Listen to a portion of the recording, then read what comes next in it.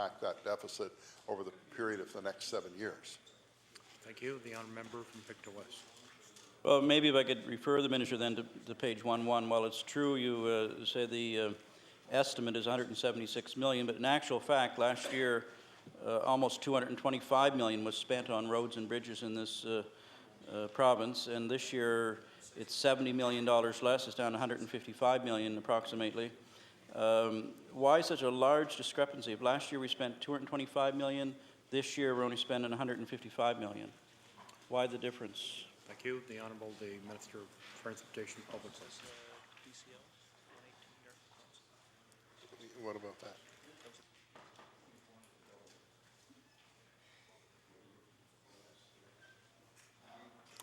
There are two numbers that help explain that. Number one is we have a $23.5 million recovery from the government of Canada. Order, please. We have arrived at the moment of interruption. The Committee on Supply will recess until 6:30, and then the Minister will continue. Thank you.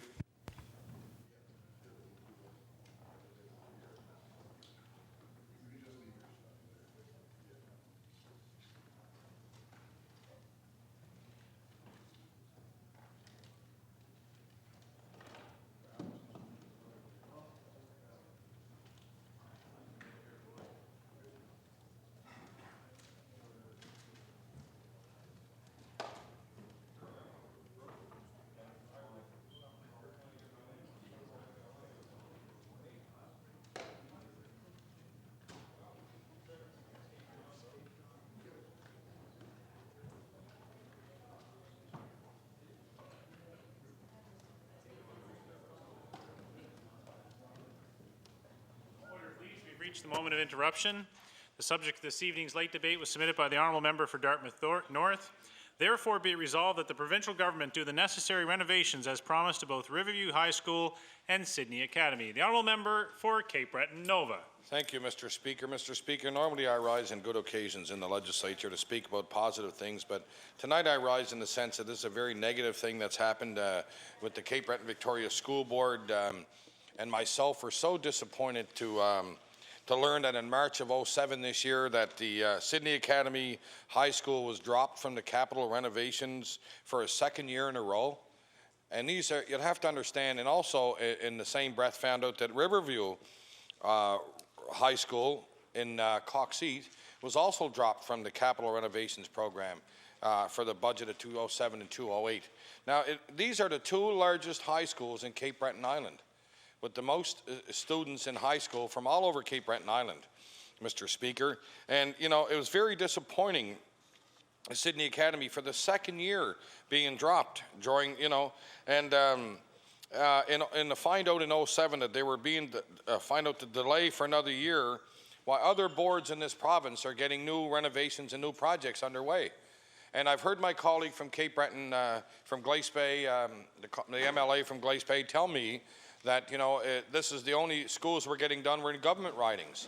I find that hard to believe, but I mean, people can check that out if they want to. I mean, you know, maybe it's a possibility that it is happening. But I hope that governments before us and governments after us don't fall into that game of doing things in government ridings. But it makes it so, you have to understand, for the safety of the students, the staff, and the parents of Sydney Academy High School, how disappointing it must be to realize that for the second year in a row, the renovations for that school has been dropped. The you know, and then to realize also in the Riverview Royal High School, as is in the constituency of my colleague from Cape Breton South, will know that, you know, they had already started the construction in that school. The construction was well underway, and all of a sudden, boom, they're dropped. You know, for this fiscal year, it was taken off the list. And they were assured that it would be back on for 2007 and 2008, and they find out it's not back on. But in this case, in Riverview Royal High School, it's a safety issue. I mean, as far as I'm concerned, you know, this would allow them to move their music room to, you know, for the space in the old basement of the old school. You know, they had agreed to, you know, to remove that project off the activity list for 06, 07. But again, you know, with the promise or the, you know, I don't know what you say, that it would be done in 07 and 08, and again they realized that it hasn't been done. You know, the next phase of the project closed in Tenders were awarded in the case in Riverview and closed in March, but they're unable to award the contract because of lack of funding. Now, here are the two largest high schools in Cape Breton taken off the list for renovations. It's understandable that the students, the staff, and the parents of both of these high schools would be very disappointed. Understandably, the whole of Cape Breton Island should be disappointed. If I was a member of the government party and I was sitting at caucus in there, and most of the students that go to Riverview Royal High School live in the constituency of Cape Breton West. And now I'd be standing in my place in the government side of the house, banging my hands and screeching as loud as I could to say, why is this being done to a high school in my riding? I would not put up with that as a government member. I would not put up with it. I would be saying that, you know, the most important thing are the young people in my riding, and the high school is one of the most important ones, and such a traditional high school as Riverview Royal High School. I would not take that sitting or laying down. I'd be up in arms myself, and I'd be hollering each and every day that I went to that caucus that I wanted that renovations completed in that most valuable high school in Cox Heath. Mr. Speaker, and I'm going to start banging the desk here this evening myself about Sydney Academy, which is in my riding. Sydney Academy in my riding, and I find that to be a great institute, and I've attended school there myself and enjoyed it every year I was there. But again, the disappointment of being removed for the second year in a row. A second year in a row. You know what I mean? The phase of the project would have been able to move the music room and locker room from the basement to the main floor. Geez, I remember that locker room and was there when I was in high school back in the 70s. You know, this is something that has to be done. This is an older high school, and this high school is older and falling down, and it's a great high school, but I'd love to see it done. And I'll speak on the issue also about Riverview High School and also the construction there. They were supposed to get a new bus depot. The bus depot was supposed to be taken out of the Riverview Royal High School and moved, I think, along to Meyer Road to where the school board has land up there. But again, when asked about this here, there's some kind of legal process that is stuck in. I'm just wondering if maybe the minister can move this project along. So this is another safety issue, having the buses in and out. So hopefully that the bus depot can be moved, and the new bus facility where they clean, wash, and repair these buses will be off the Riverview site and out into the Meyer Road site. Would it be safer for the students? It'd be safer for everybody. But again, Mr. Speaker, I'm just wondering, and what reason maybe, as the minister stands in her place tonight, can explain to the people that I represent in this legislature why Sydney Academy was taken off the renovations. Maybe I can take this out of Hansard and give it to all the parents and all the students to say that, you know, this here was the second year in a row that the renovations at this great school, Sydney Academy, were going to be done, and this government chose not to do those renovations. For what reason, I don't know. I'm not sitting at that table in government over there to decide what renovations get done, what projects get done, what capital project gets done. But I'll tell you, the school board itself, the Cape Breton Victoria School Board, Regional School Board, the parents, the staff, and myself are very disappointed. And these are two projects in the two largest high schools in Cape Breton that are being delayed. Now, most of the students live in Cape Breton South and Cape Breton Nova, attend Sydney Academy, but Riverview, they come from all over, whether they come from Nova, South, Cape Breton West. The majority of them live in Cape Breton West and bus to that school. And I don't understand. I'd like to see the member from Cape Breton West speak on this issue someday in this legislature before we leave here about why the renovations at Riverview High School were canceled. The parents can ask him that question. Maybe they'll have a public meeting. I was out on the weekend to the co-op and I signed a petition on the renovations for Riverview High School when I was at the co-op getting some gardening supplies for my wife for her garden on the weekend, and I did sign that petition. And the member from Cape Breton South is the Riverview Royal High School in his riding, and he knows that the disappointment of you know, asking to have these renovations done and agreeing to put the project on hold, and then put the project on hold with, you know, that they were going to get it done this year, and then find out they're not getting it done this year, Mr. Speaker. So I'm just wondering if, you know, I remember the member from Glace Bay adamantly saying that, you know, it's only the schools and government ridings, and I hope that that's not a policy in this legislature for previous governments and governments to come. I hope that the school boards decide who are going to get the ridings. the school boards make their decisions, they weigh their decisions on capital projects and renovations, and they submit those decisions to the department to make their decisions. And again, we see the two largest high schools in Cape Breton left out in the cold. And I have no explanation why they're left out in the cold. I think there's 11 new projects underway in this year's budget, and new schools planned in the future for Sydney Mines and Glace Bay in the future. But again, this year, I wonder if it goes back to before the election of last year, going on a spending spree and spending the budget in education and not having money left in the budget to do these renovations. So, you know, I can see that the chairperson, Darlene Morrison of the Cape Breton Victoria Regional School Board, and all school board members, which are elected officials like ourselves, would be disappointed in having these two most valuable schools in Cape Breton with renovations delayed again. And the safety of the students. I thought, you know, if this was done on a construction site, that the Department of Environment and Labor would come in and shut down the site for the safety. Now, I'm hoping that, you know, all those teenagers exploring, that somebody in the Riverview High School doesn't get through those things and fall and get hurt. So that the safety issue here in the Riverview Rural High School is an issue of safety with somebody getting hurt with a construction half finished and not finished. So, Mr. Speaker, it's very disappointing that I, as a member of the Legislative Assembly, tell the high school students that their renovations are cancelled. So I can imagine we all as elected officials in Cape Breton to tell all the parents and students and the faculty members that are all the renovations are cancelled in Riverview and Sydney Academy, and I hope the people of Cape Breton do not stand and take this lightly. Thank you, Mr. Speaker. The honourable member for Cape Breton South. Thank you very much, Mr. Speaker, and it is a pleasure to join in the debate this evening on this very timely issue that's affecting the schools in my riding and in the riding of my good friend from Cape Breton Nova.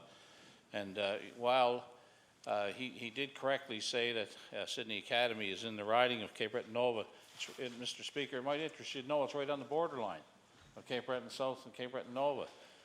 When I first started in this business a few years ago, all of that area was in Cape Breton South, and now I find myself on the other side of Sydney Harbour, heading the other way with my riding, and the member from Cape Breton Nova is inching this way, you know. So from time to time, the schools change ridings, but the students come from everywhere, and that's the interesting part about what's happening down in the Cape Breton industrial, what's known as the industrial Cape Breton area.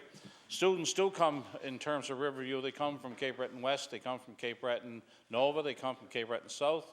I would suspect some of them come from Cape Breton North, and perhaps even some of them from Victoria.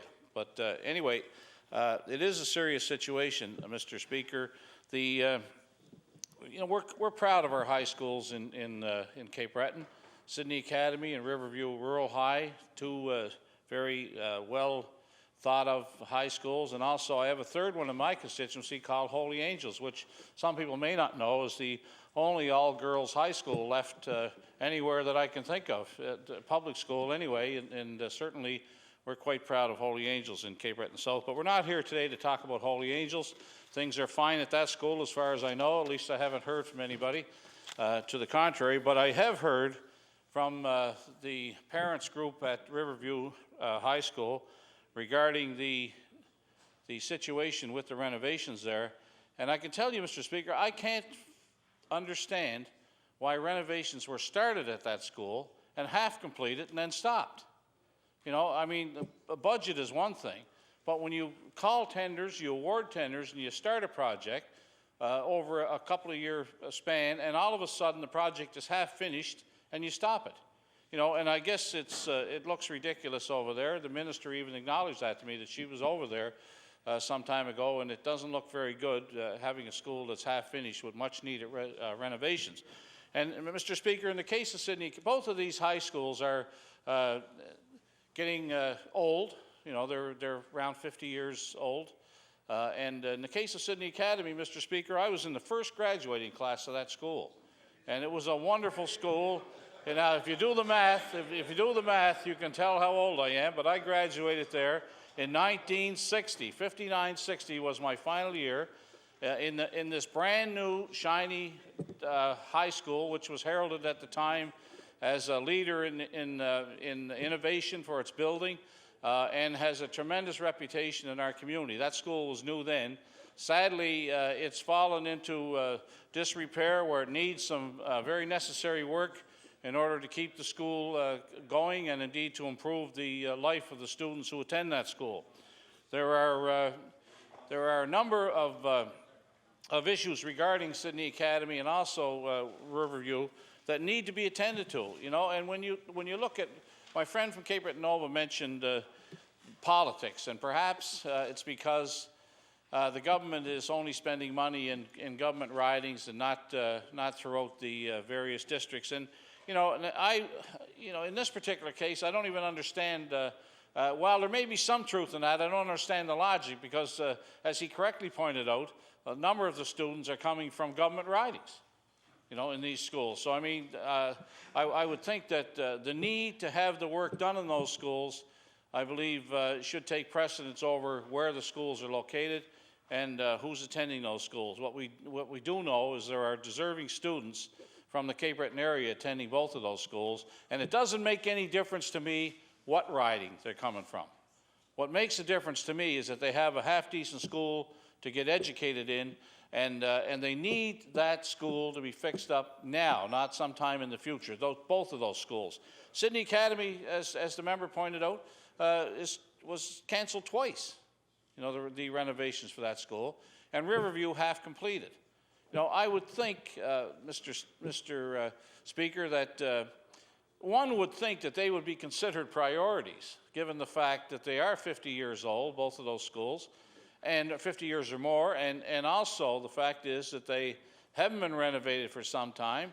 The work has been demonstrated as work that needs to be done, and the commitment was made in terms of both schools, and then reversed. And I would like to find out from the minister why the commitment was reversed, and in particular, Riverview situation where the work had already started. It'd be interesting to hear the minister's logic for the work being halted at Riverview and the expansion or the reconstruction of Sydney Academy canceled for the second time. I would hope that these situations will be reversed in the near future, that the government will see the wisdom of carrying on with those renovations. They would also see that those are very necessary. It's a good expenditure of taxpayers' dollars on the capital side to make those schools better, because if they don't make the schools better now, those schools are going to fall into such disrepair in the future that they're going to have to be replaced by new schools. And in terms of our area, we would be, I think, waiting for some time for a new school. If the timetable that's put on the renovations of the existing schools is taking this long, imagine where we'd be on the priority list for new high schools in the Sydney area. So, you know, Mr. Speaker, I think that the government has to have a change of heart here. I think this has to be determined to be a priority.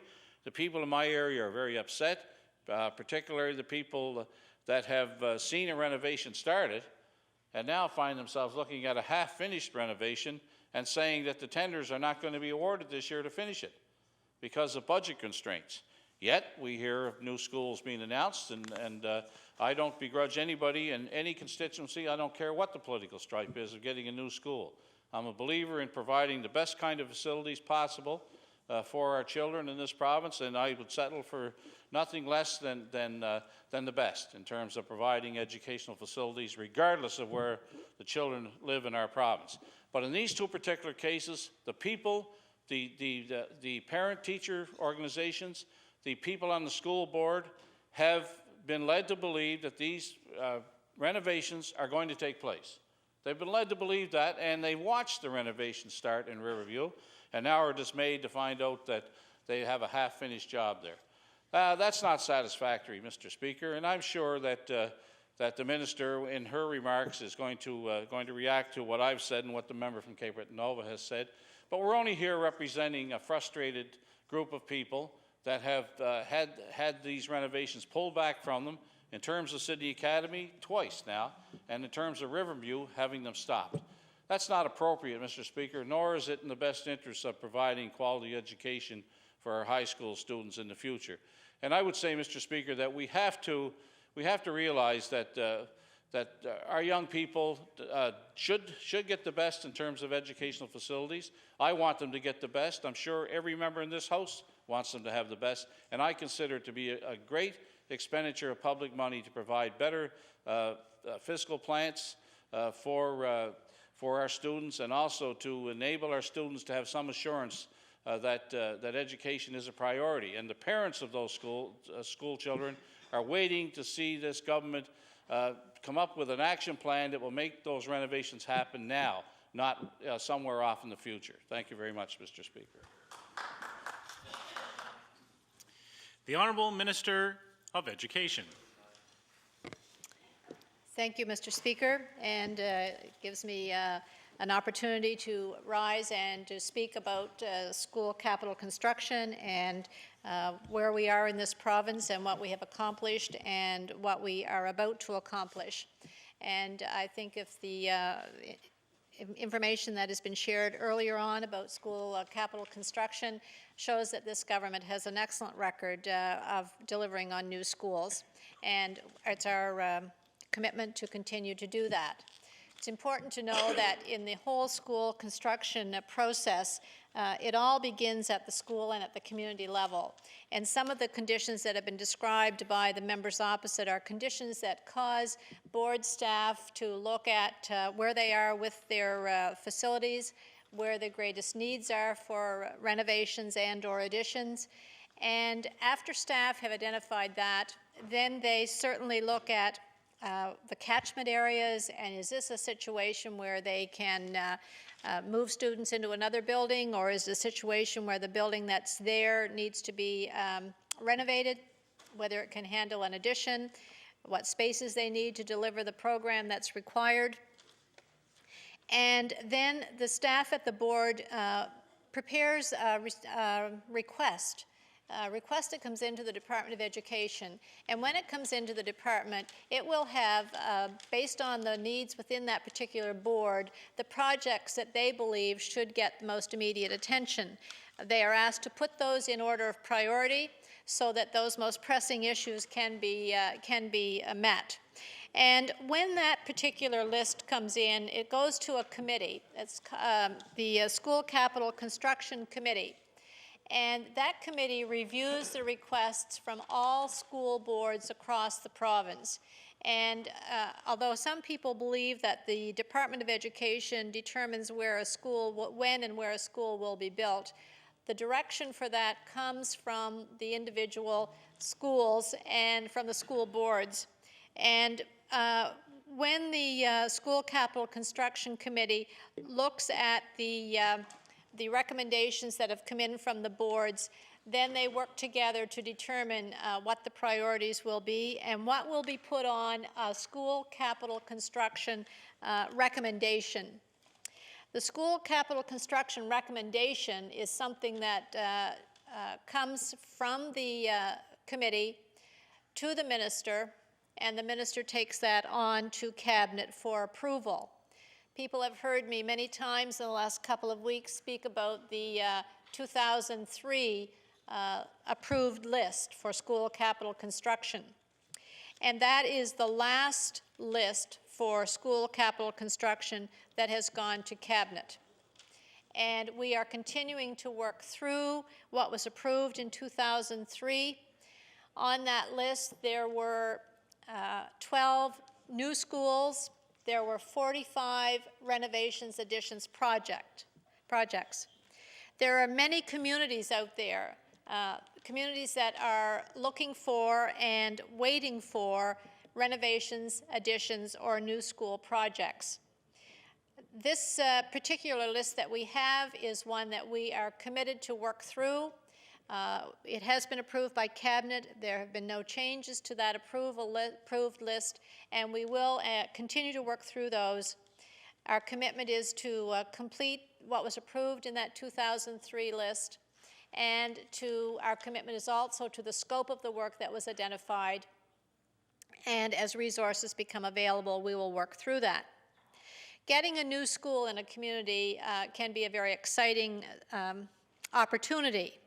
And at this point in time, the government has what we consider to be a means to bring community around to develop a sense of ownership for that school. And that's what we call the Enhancement Initiative.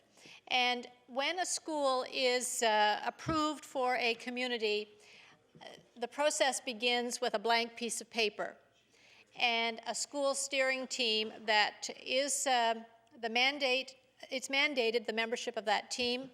That school steering team must include members from the School Advisory Council.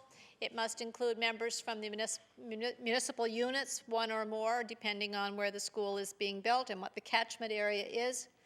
And it also includes members from the school board staff, members from the Department of Education, and together, as I said, that team is what drives and designs the new school. And they do sit down with a blank piece of paper, Mr. Speaker, and that blank piece of paper allows them to look at what program spaces they need within that school to deliver the public schools program based on the population and the grade configuration. There are standards that are set by the department, and those standards for spaces are set based on the program needs. Elementary, junior, senior high, elementary, junior, middle, and senior high. And so once it's agreed upon, or once it's determined what the programs are that have to be delivered in that school, then this steering team gets an opportunity to say, okay, we need a music room, we need a gymnasium, we need a family studies room, we need a tech lab, and they go on for what the needs are, and then they determine how those spaces should be configured in a design. And when that design is finalized on the blank piece of paper, which becomes a conceptual drawing, it's time to go out to have call tenders for an architect. And the architect is critical because they come in, they look at what the conceptual plan is that the people around the table have deemed to be important to them. And they, in their profession and in their professional opinion, look at how they can translate that conceptual plan into a design.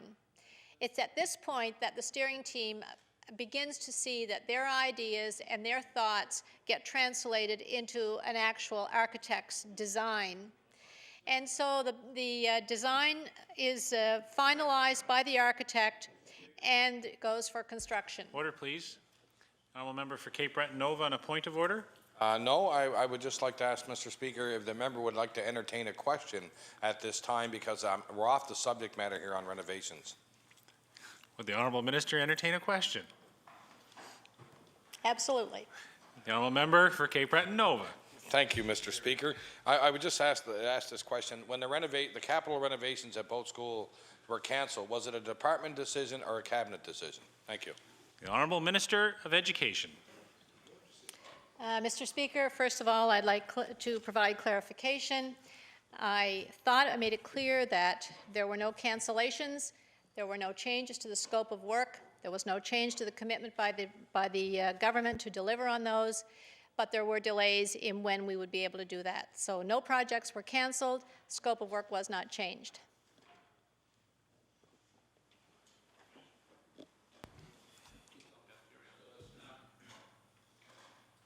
Does the Honourable Minister wish to utilize the remaining 2 minutes of her time? Absolutely. The Honourable Minister of Education. Mr. Speaker, I want to continue with the planning process because I think the point I want to make is that school communities do become very much a part of the planning process. They see their fingerprints on the school when it is when the design is completed and when it's built, and it does reflect what the community is expecting to see in that particular building. And with respect to the list of renovations and additions, we have many communities, as I said, that are anxiously awaiting those renovations and additions. The important thing for this government to do is to communicate through their school boards to those communities that we do in fact honor our commitments, and we do want to work with them and the school board to make sure that we can deliver on those projects. It is, again, our commitment to do that. And, you know, as resources become available, we will work through that. And as the Minister of Education, I will be very happy when the list of 12 and the list of 45 have been completed and we can move on and look at other needs within other communities. I know from my years in education that we will never, ever be able to address all of the renovations, additions, deferred maintenance kinds of problems that we have in this province, but we certainly will make a commitment to work through them and to make sure that we can address them as resources become available. Thank you, honourable members. The time allotted for debate has expired. The House shall now reconvene in the Committee of the Whole House on Supply.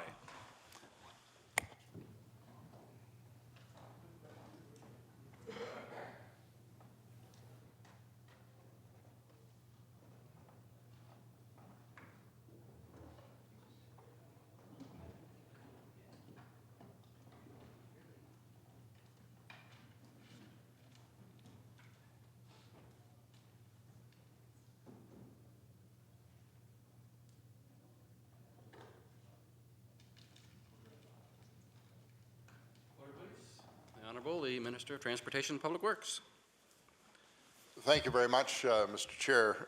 Before the moment of interruption arrived, I was responding to a question asking for an explanation of the variance between the numbers of the capital budget last year compared to this year.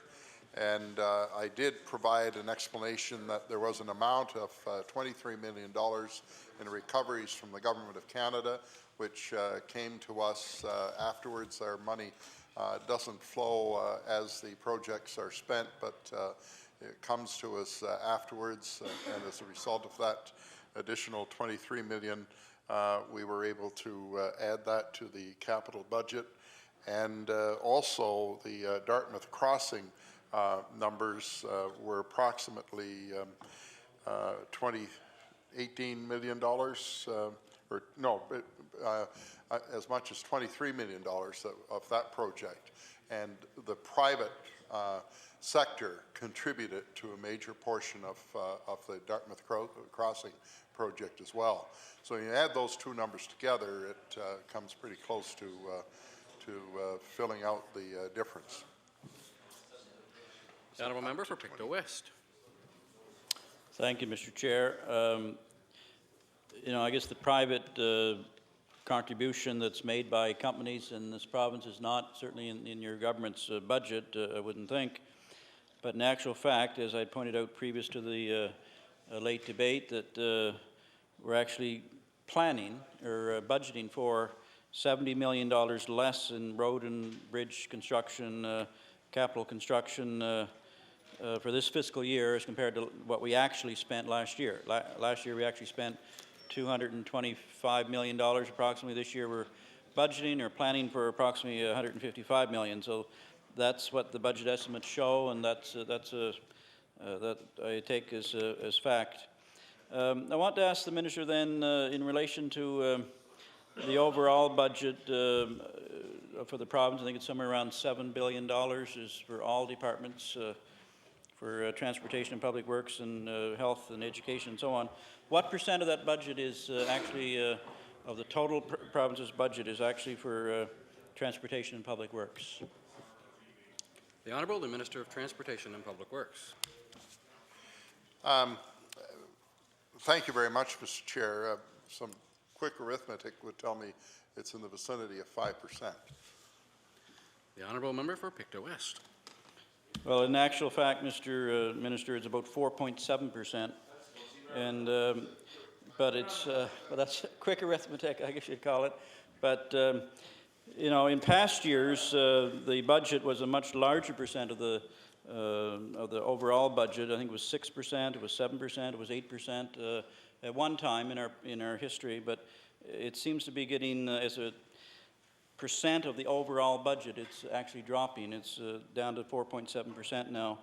And, you know, as we talked about, the infrastructure deficit is actually increasing. It would be great if that budget amount was going up to match the deficit that we have, but in actual fact, it seems to be going in the wrong direction. It's less and less of the total overall budget. But that's just a point. I'm not asking for an explanation. I'm just pointing that out. I want to come back to the commitment that was made last June. The Premier announced, I guess, in part of the Nova Scotia's Route to Prosperity plan that we'd have the largest single paving program in 40 years, about 2,000 kilometres. Can the Minister tell us how many kilometres were actually done last year? What amount of kilometres were finished for new paving? The Honourable, the Minister of Transportation and Public Works. Approximately 575 kilometres were paved last year. The Honourable Member for Pictou West. Thank you, Mr. Chair. So, coming into this calendar year where we've budgeted less for capital projects, are we going to see a corresponding amount for this year, or will it be up? Is paving cheaper to do this year than last year, or what's the amount of kilometres that's predicted for 2007, 2008? The Honourable, the Minister of Transportation and Public Works. Thank you very much, Mr. Chair. We obviously, with the numbers not being as great as they were last year, we don't anticipate reaching a number as high as 575. We do, in our long-term projections, anticipate reaching the $2,000 kilometre commitment. The Honourable Member for Pictou West. Thank you, Mr. Chair. But I guess you can't put a figure on it for this calendar year, whether it's going to be less than 575, but you're not sure whether it's going to be 500 or 400 or just what. But I guess part of the reason I'm asking, certainly, as you know, the Nova Scotia Road Builders Association has been, that organization that looks after road construction in our province, have been lobbying for years for, an idea what's going to be going on for the year, and they're always looking for early tenders and hoping that road construction will be laid out for the calendar year so they can have a plan. They'll know what they can realistically rely upon.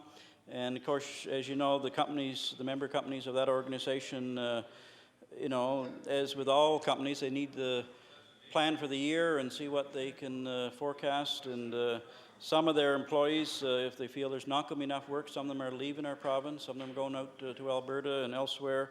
And it's difficult for some of these companies to plan not knowing, is there going to be 575 kilometres this year? Is there going to be 400 kilometres? How much work can they realistically expect? And it would be helpful to them. It would be helpful to all of us if there was a plan or a prediction for the year on how many kilometres of paving or approximately that could be planned upon. And in that light, is it possible to look at early tender calls so they can make their plans for the year? The Honourable, the Minister of Transportation and Public Works. Thank you very much, Mr. Chair. And our first tender calls for work this year went out in October of last year. A number went out through the course of the winter, and in recent weeks we have sent quite a number of tenders out for public advertisement, and as a result of that, contractors in the province, because these tenders are distributed fairly evenly throughout the province, they're able to start responding and have an indication of what work they're able to think about in the shorter term. In the longer term, we have, as much as we can communicate, not being presumptuous about the decisions of the legislature, indicated to contractors that we anticipated a year that would be at least as healthy as the year before last with respect to work, and that will come as no surprise to them when they look at it. So, in answer to your question, yes, we do call early tenders, and contractors are having an opportunity to respond to quite a bit of work that is going out. And we're in the course of preparing estimates for future work, and we have to time the calling of these tenders so that the work can in fact be spread out through the course of the year, and that all contractors in the province have an opportunity to respond to the tender calls as they go forward. So if we were to put everything out at once, then you would not get the competitive bidding that we need in order to keep our prices down and keep our prices competitive. So as a result, we do on a planned basis do a distribution of the tender calls throughout the course of the construction season, timed in such a way that the final jobs that are advertised can in fact be completed before the end of the construction season, given a reasonably normal season from a weather perspective. Honourable member for Pictou West. Thank you, Mr. Chair. You mentioned in your first part of your comments there this time about the amount of work that can be expected might be roughly equivalent to what was the year before last. And so in total, so can you enlighten us as to what amount of paving that was the year before last? The Honourable, the Minister of Transportation and Public Works. The year before last, it was an amount of 470 kilometers, but that was in a time when the prices of liquid asphalt were quite high. So until you actually put the tenders out and you get the results back, it becomes very difficult to estimate precisely the number of kilometers that would be involved. So you don't really know the answer to that question in precise terms until all of the tenders are in and the work is underway. You know, it's a guide, but it's nothing very precise, because you can't predict what's going to happen from year to year with respect to the tender calls. The Honourable member for Pictou West. Thank you, Mr. Chair. So last year, there was 575 kilometers paved in Nova Scotia, and the year before that was 470 kilometers. You know, I understand you can't give us an exact figure, but I guess we're just looking for perhaps what it is you hope, based on the present budget, that you might be able to do in new paving this fiscal year. The Honourable, the Minister of Transportation and Public Works. Perhaps, Mr. Chair, I could just put the challenge of trying to predict in perspective for the honourable member. In 2005, the unit cost, i.e. the cost per kilometre of pavement in the province, was $219,000, and in 2006 the cost was $304,000 per kilometre. So that's quite a variance in terms of price. What price will be this year, we won't know precisely until such time as the tenders start to come in.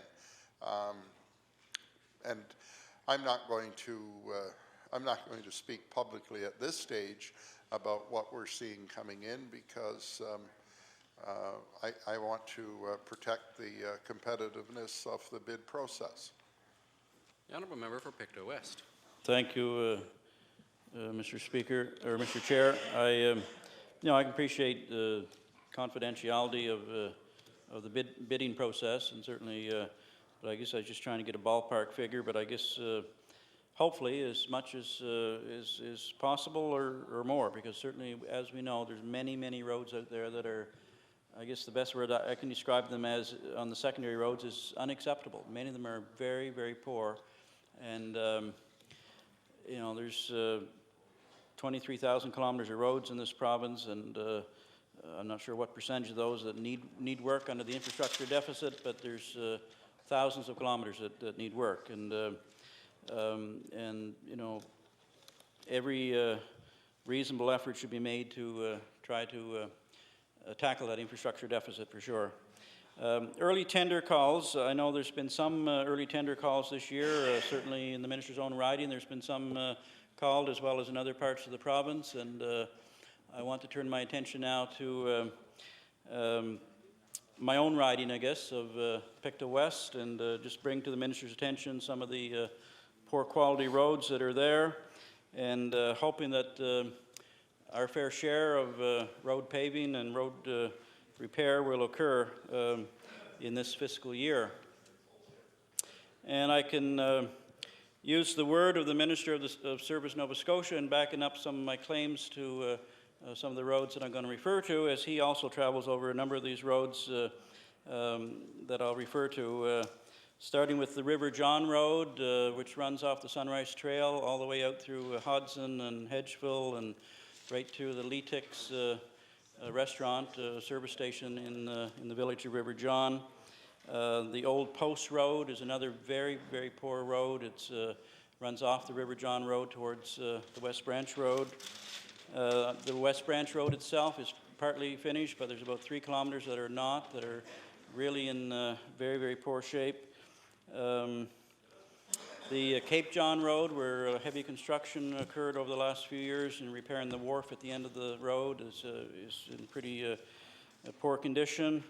The Mountain Road near River John, not as heavily traveled as some of these ones I've just mentioned, but also in poor shape. And I've heard from tourism operators that tell me that it's hurting their business. I'm thinking in particular of the roads that lead to Stoneham Chalets in Scottsburn, roads like the Old McLean Road and the Durham Road. If you've ever had the opportunity to stay at the Pictou Lodge, that fine facility just outside the town of Pictou on the shore, those folks too have mentioned to me that their business is being hurt by the condition of the Three Brooks Road. I've had fire department operators tell me that their response time is hindered by the slowness of their drive to get to a house fire or an emergency. In particular, the Caribou Fire Department on the Division Road and the Central Caribou Road, the Bayview Road, and again that Three Brooks Road, as I mentioned, that's all in their territory. Other roads that are also in poor condition, the Scotch Hill Road, where the former member from Pictou West, Donnie McGuinness, would live there. Perhaps you've heard him mention that road in the past. At any point you might have been talking to him. The Green Hill Road over near the Scenic Look-Off, the Millbrook Road, just the main drive through Lions Brook coming out of Pictou, the 376 is the highway number, and also the 256 from Lions Brook through to Scottsburn and beyond. I could go on. There's just many, many roads that are in poor, unacceptable condition. Many of them are potholed and broken pavement and falling away shoulders and name the one you don't want to consider. And just on it goes. I'll mention a couple others. The Westville Road between New Glasgow and Westville, a very busy highway, and it certainly needs quite a lot of work. The Old Truro Highway past the drive-in theater near the exit 21. Abercrombie Road past Nina Paper. The road in front of Michelin Tire, it's called the Grant and Abercrombie Road, and it's just a large number of roads that truly are unacceptable in my particular riding. So I'm bringing them to attention again to the Minister. I had a chance earlier this afternoon to mention some of them as well, but and I would invite you, Mr. Minister, if you have the opportunity to come to Pictou West, take a drive over some of these roads, and you'll see firsthand exactly what I'm talking about. But it's not just me. It's tourism operators, it's fire department, emergency response people, it's groups such as the Nova Scotia Road Builders and the Chamber of Commerce, and many, many people are saying that many of our roads need serious work. And so I'm bringing some of the roads in Pictou West to your attention, hoping that at least some of them will be looked at this year. So I guess that's my question. I want to ask then what capital projects are actually planned in the ride in Pictou West for 2007-08? The Honourable, the Minister of Transportation and Public Works. Thank you very much, Mr. Chair, and I can tell the honourable member that I did have an opportunity on a couple of occasions to travel on some of the roads in Pictou West, and I I wouldn't disagree with the honourable member that there are some challenges there, as there are in other parts of the province that I travel with respect to the roads. The honourable member made reference to the West Branch Road, and he would know that there is a commitment for us to complete the work on that road this year, and it is our intention to do that. A few of the other roads that he mentioned will be getting more than a look, but until the program is really finalized, I'm not going to be specific about them, but I can assure the honourable member that there are some other work that will be done in that part of the province.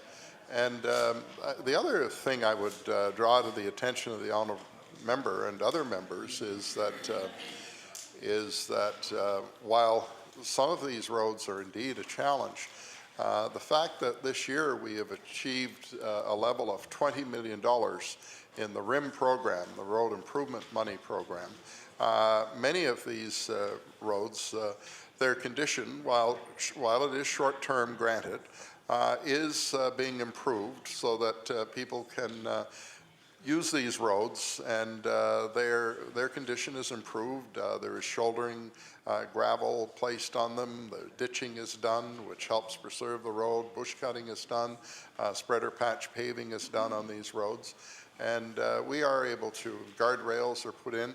So we are able to improve the quality of transportation on these roads through the provision of the RIM money. It's not a substitute for the long-term rehabilitation that has to take place, but it is something that allows us to provide people with a better quality riding surface in the shorter term, and it is extending the life of these roads considerably. The honourable member for Pictou West. Well, thank you, Mr. Chair. I guess I did hear the minister say there's a commitment then to complete the West Branch Road, not the portion that was tendered last year, but the actual 3 or 2.9 kilometers, whatever was left of from not being done last year. Is that true? Is it the whole West Branch Road to be completed? Okay. Okay, that's good news. Good to hear. I thought that's what I'd heard previously, but I just want to confirm that. And I guess, you know, there's, like I said, many roads in the riding that need work, and I again would just urge the minister to do what he can to bring some remedy to some of these poor quality roads, and many of them are well traveled, like the Westville Road between New Glasgow and Westville, and the Sunrise Trail through River John, and through Scottsburn and so on. Those are heavily traveled. They're in great need, but there's many, I guess, that are perhaps a little less traveled, but probably in just as great a need. And I mentioned the River John Road as one in particular, and the Old Post Road. Those are ones that come to mind. Less traffic than on a main route, but nonetheless in very, very poor condition. So, and I guess I would just ask that you know, we be treated fairly and get our fair share of capital projects that would be equited out to all ridings, and no matter whose riding it might contain. But equity or fairness is not only should it be seen to be done, it really needs to be done. So I'll leave it at that, but I will point out again, as I did last year during the estimates, that Pictou County contains 10% of the province's roads, and it would seem fair and equitable. I think the minister pointed this out to me last year, that that they should over time receive 10% of the capital budget. And I'm not going to ask that as a question, but I'm going to leave that comment with you, that I hope that you know, they would be divvied out on an equitable basis.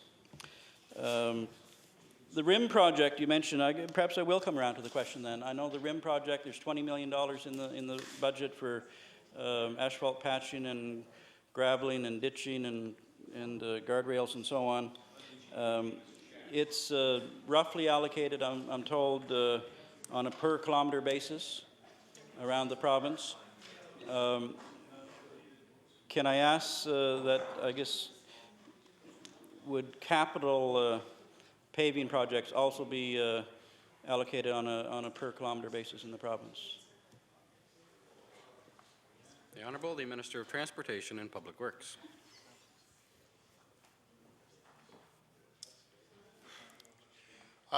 Thank you very much, Mr. Chair. The decision-making process with respect to RIM as opposed to TCA, the TCA process is a much more vigorous process in terms of the road testing and the evaluation that goes into the rating of the roads and those that should have the money spent on them. The RIM money is the decision-making is very much confined to the local staff of the Department of Transportation, and I encourage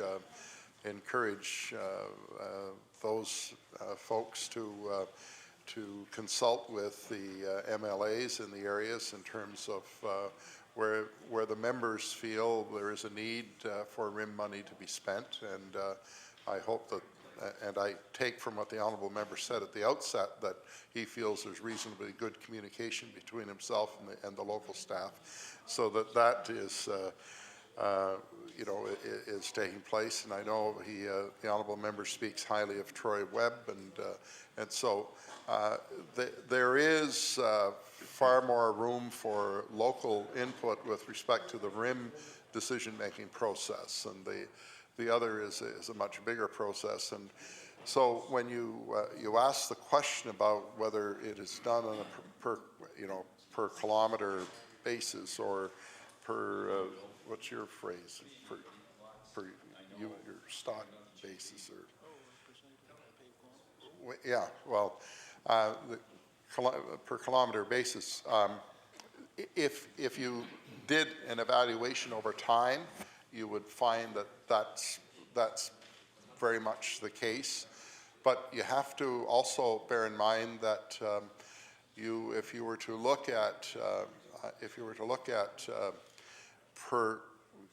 if we took it on a per constituency basis, that there might seem to be a distortion, because 100 series highways obviously get the greater amount of attention, trunk roads, connector roads, and then of course county roads unfortunately come after that.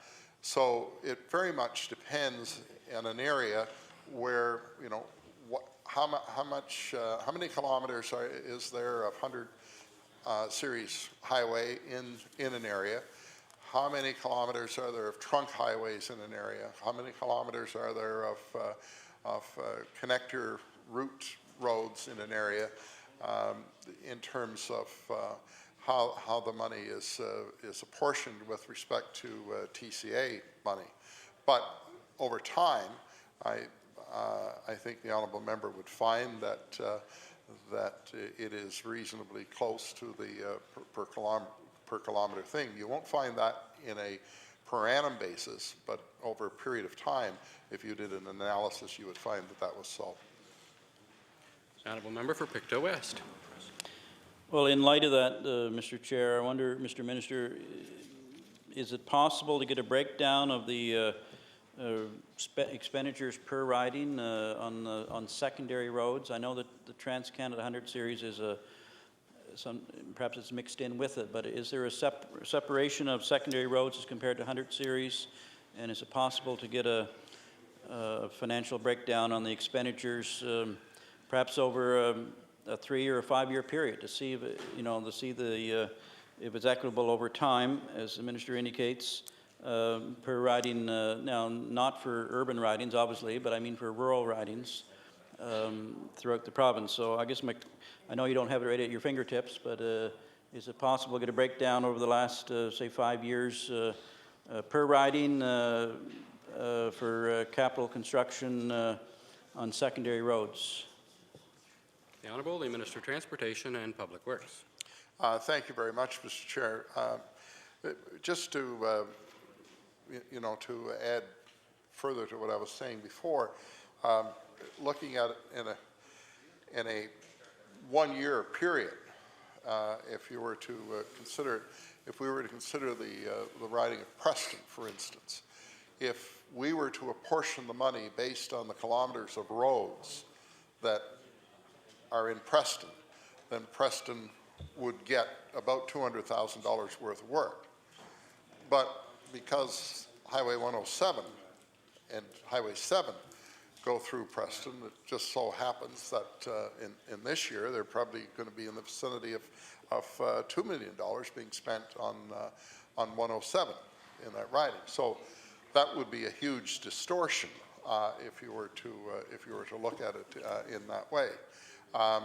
The honourable member asked, we'll have a look and see what's possible with respect to sharing of information that may be of use to the honourable member and others.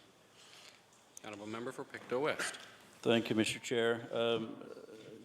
That's exactly right, that the 100 series highways can distort the figures. So that's why I was asking, is it possible to get with 100 series taken out, you know, just for secondary roads only?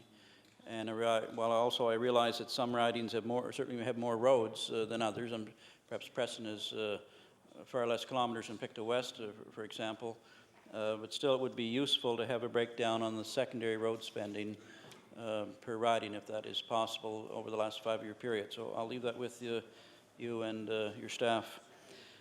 I want to switch gears here a little bit, I guess, Mr. Chair, and maybe then turn to the 100 series highways. And I know there's the minister outlined in his opening statement some work that's going to be done on the 104, and I think it was the 101, and perhaps the 103 as well. Was it 104 and 101 for sure? And I know the 104 section is in Sullivan's River Pine Tree area of Pictou County. And I heard the minister refer to the hope that there's considerable more federal funding coming over the next number of years. Certainly over the last past years, we certainly haven't got a lot of federal funding in comparison, I guess, to our sister province, New Brunswick, who's received hundreds of millions of dollars worth of federal dollars to build their Trans-Canada Highway or to double the strip there in northern New Brunswick. And in fact, we've had a real dearth of dollars here in this province in comparison. And so I guess my first particular question is around the 104 project. I understand it's approximately a $32 million project, and we're paying, I think it's, if I remember correctly, around $17 million, and the feds are paying about $15 million. And it was my understanding these projects were to be 50-50 cost shared. And I guess my question is, why are we paying more than the federal government if it's supposed to be a 50-50 agreement? Honourable the Minister of Transportation and Public Works. Thank you very much, Mr. Chair. The cost-sharing arrangement relates to the cost of actual construction of the roads themselves, but it does not take into account additional costs related to the purchase of property of those roads. That's something that the province must pick up on its own, so that the cost of buying the property and getting it done, the engineering costs associated with the road, the design of the road, that's all work that is conducted by the province in preparation for environmental assessments. All of those things the province picks up the tab for. So when you look at the total tab with respect to the road, the federal government does cost share 50-50 on the actual construction cost, but the design work, the purchase of property, and the environmental assessment, all of that is work that we must pay for out of the province. And the reference earlier to the federal infrastructure money that came to this province, I would remind the honourable member that that much of the federal infrastructure money that came to this province, in addition to going to roads, also went to the harbour cleanup here in Halifax, and went to the cleanup of the Sydney tar pond. So those are items that have had to be dealt with in this province, part of the infrastructure challenge of the province, and that's where much of the federal money went, and New Brunswick didn't have those challenges and was able to take all of that money and put it on roads. The honourable member for Pictou West. Well, thank you, Mr. Chair. And coming back to the 50-50 cost sharing, you know, obviously, I guess the part of the construction to build a road is to buy the land to put it on, and it, you know, it seems to me the federal government should pay their share of that as well, rather than us having to pay the whole thing. And then, so in the end, we're paying 55%. The feds are only paying 45% of the total cost to build a road, including land purchase. There seems something a little unfair about that, but and I guess come back also to the 101 highway. I believe it was a couple of years ago that I don't know, delays in construction or whatever. It ended up that the province paid certainly the lion's share of that particular project, or still is, I should say. I think it was supposed to be around $30.5 million each, and by the time it got started and got going, I think the provinces end up paying an additional $20 million or something over and above what the feds are paying. So I don't know if that was because of delay in time in getting it started or just what, but it seems we're not really getting a 50-50 deal out of the federal government. It's more of a 40-60 or something in their favor. But and there's a little bit of a creep there on the 104, you know, because of if it's land purchases or whatever. But it seems to me that if it's going to be 50-50, then it should be that right down the line until the project is completed. So perhaps it's you know, the team that negotiates with Ottawa needs to lay that out very firmly and make sure we do get a fair 50-50 deal. Can I ask then about that process of who is it that negotiates with the federal government to see if we get a fair deal or not? Does it end up being 50-50, or as I pointed out, it's actually ended up not in our favor? But is it yourself, Mr. Minister, or is it department staff, or is there somebody hired to lobby the feds to get our fair share? I'd just like to know about the process of how is it we negotiate to make sure we get our fair share? The Honourable Minister of Transportation and Public Works. Thank you, Mr. Chair. The federal government sets the parameters which are the same right across the country with respect to what it is that they will cost share on. And so they define what they will cost share on. And that definition is the same for Ontario as it is for New Brunswick, as it is for Saskatchewan, as it is for Nova Scotia. So they have said that they will cost share in the cost of construction of the roads. And I can tell you that as early as today, my chief engineer had a discussion with a senior federal bureaucrat making the exact same arguments that you have made, and received the same answers that I've just given to you. That's how they set the parameters. The negotiations that would take place would be negotiations with respect to what roads would receive funding and the schedule and the flow of that funding over time. But the parameters with respect to what it is that they will cost share are set by the Government of Canada. The Honourable Member for Pictou West. Thank you, Mr. Chair. Well, that's good to know, I guess, and hopefully we have as strong a negotiating team there at the table as possible to make sure we do get our fair share of federal dollars come to Nova Scotia. Like I pointed out earlier, we have not always gotten as much as other provinces. I want to ask, in that negotiation, or is there ever any discussions about secondary roads? And you know, the federal government collects $145 million approximately from this province every year in gasoline tax. As we know, a very small portion of that comes back to Nova Scotia. And I understand there's been some discussions about other provinces trying to get federal dollars to help with their secondary roads. And we certainly have a strong or a large infrastructure deficit, as we've talked about in our secondary roads in particular. And is there any plans or any negotiations with the feds to see if they would look at funding some of our needs on secondary roads, and are any other provinces actually moving forward with that? The Honourable, the Minister of Transportation and Public Works. Thank you, Mr. Chair. To date, the Government of Canada has, as part of, in the same way that they set the parameters with respect to the cost-sharing numbers, also dictate what roads that they are prepared to spend money on. And to date, they have indicated that they will spend money on roads that are considered to be part of the national highway system or the feeder part of the national highway system. We're hoping we can get that included, which would include Highway 103. So the ability to get federal funding for county roads and that sort of thing is, to date, has not been anticipated, and we have not received any indication from the Government of Canada that they are prepared to spend money in those ways.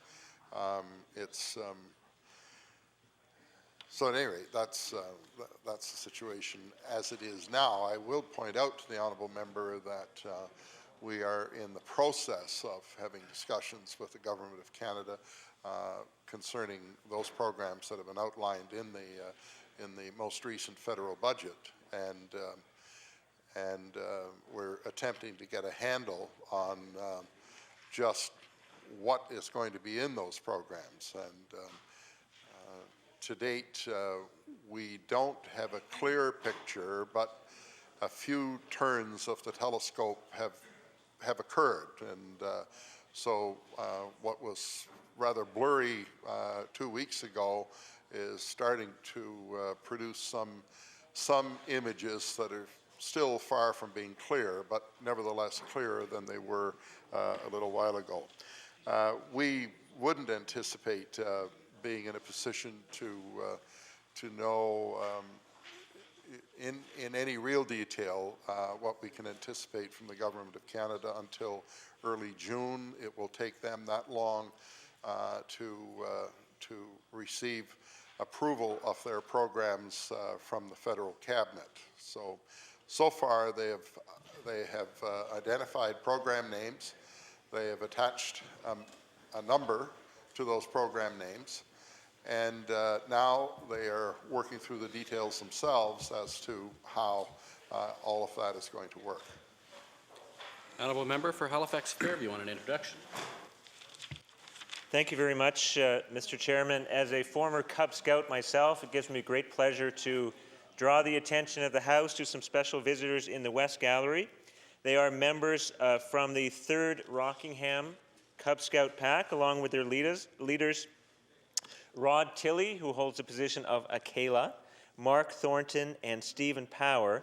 And I particularly wanted to draw the attention of the House to the fact that one of the members is Jonathan Ferguson, who is the son of our Assistant Clerk and Legislative Counsel, Neil Ferguson. So please welcome the members of the Rockingham Cub Scouts.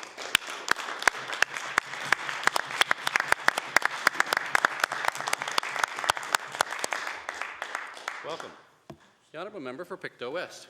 Well, thank you, Mr. Chair, and I too welcome our Cubs and Scouts here tonight. I guess as a former Cub and Scout and a Scout leader, I certainly know that it's a valuable program, and just great to have you here this evening.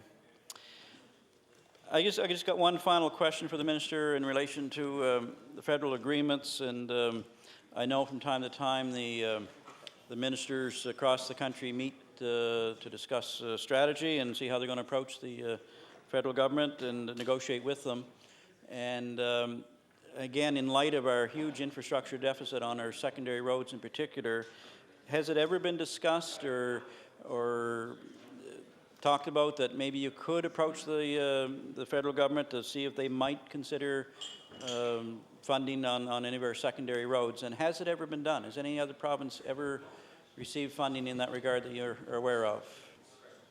The Honourable, the Minister of Transportation and Public Works.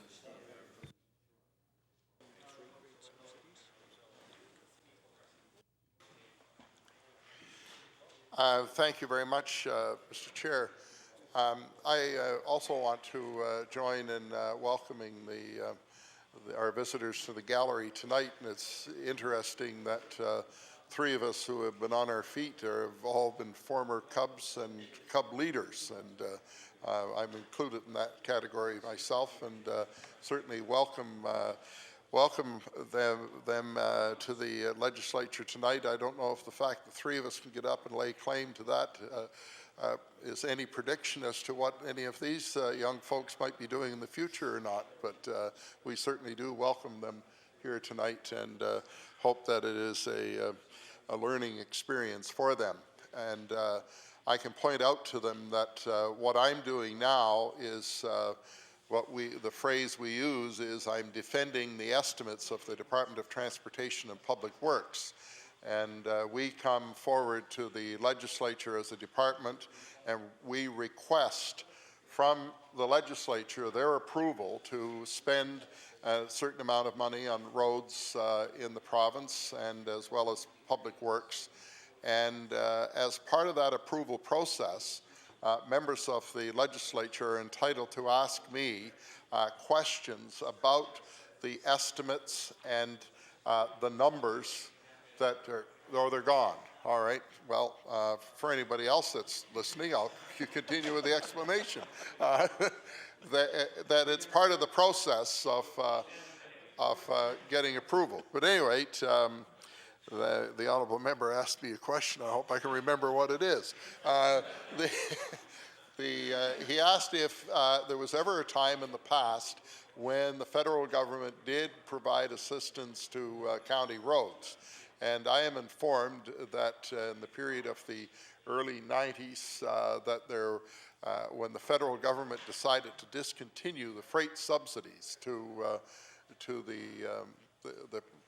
this part of the world, that part of the compensation at that time was that we would receive some money for county roads. But like many federal programs, it was not something that stuck or lasted. It was salve to put on the wound for losing the freight subsidy, and we accepted the salve and put it on the wound, and the program expired, and so we don't have any history, real history of federal money being spent on secondary roads in the province.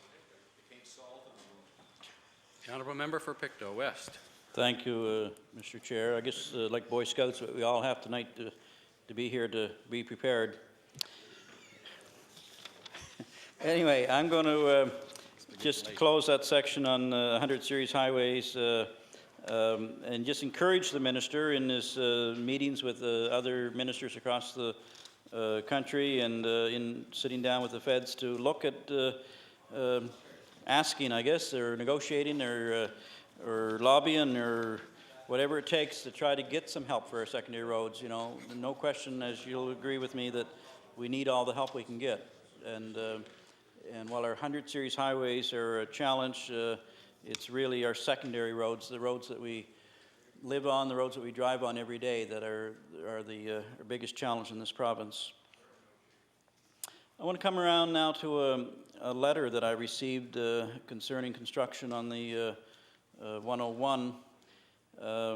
This was written to you, Mr. Minister, I believe in February, and I think I know you replied sometime in March, but it's concerning the construction in Hants County near St. Croix in western Hants County, and there's a letter from a Mr. Turner concerning his concern over a rare species that is in a pond found in a location right beside the present Trans-Canada Highway, and he's referring to the northern red-bellied dace. And Mr. Chair, you may be familiar with this as well, since it's in your writing. And I guess the scientific name for that is the where is it here? The Chromosos eos. And it's according to the Nova Scotia Museum of Industry, or Museum of Natural History, a rare species has been left over from the times of the ice ages in Nova Scotia, And because this pond has no entrance or exit, it's probably a species that could even be unique only through genetic mutations over 10,000 years, that it may be a totally unique species in itself.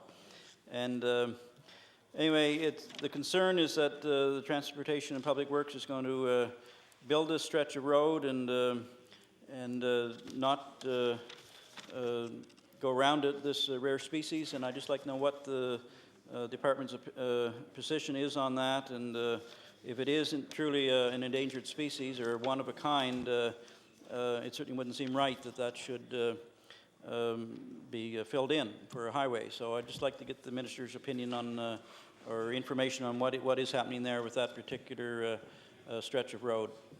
Honourable the Minister of Transportation and Public Works.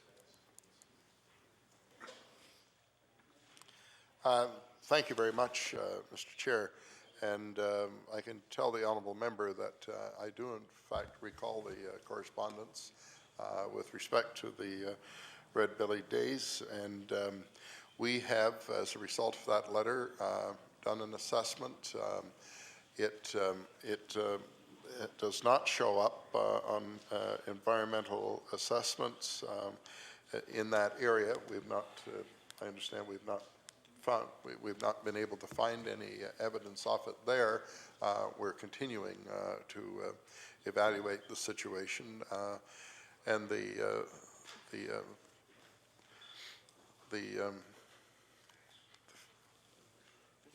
yeah. Okay. Oh yeah. Okay. I'm sorry. The fish has been found to be there, but it is not on the list either provincially or federally. It is not on the environmentally endangered species list. We haven't found any evidence of it in either of those lists. We are continuing to evaluate that situation, and no final decisions have been taken at this stage.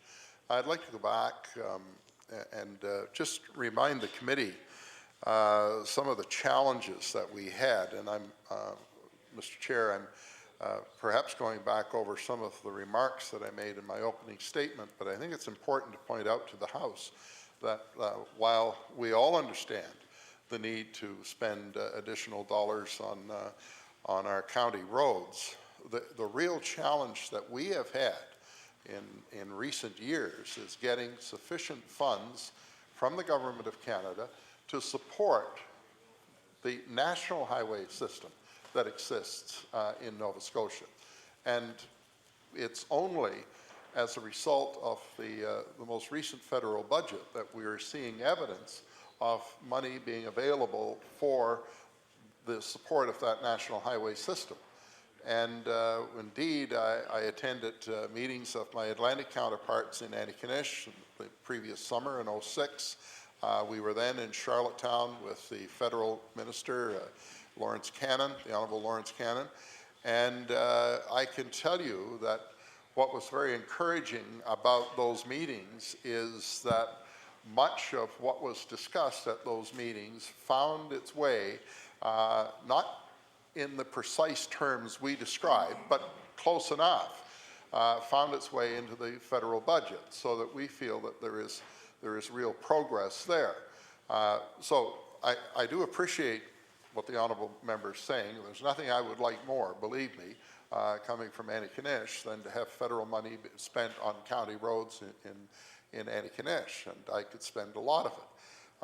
But by the same token, one of the things that we really need is the twinning of the 104, for instance, at Antigonish itself. That's part of the national highway system, and anybody who travels through there and deals with the congestion. I didn't fully appreciate the congestion that was there until one day I had to make the trip from my flew to Sydney and wound up driving back to Halifax, and had to drive through Antigonish when we were a little bit short on time.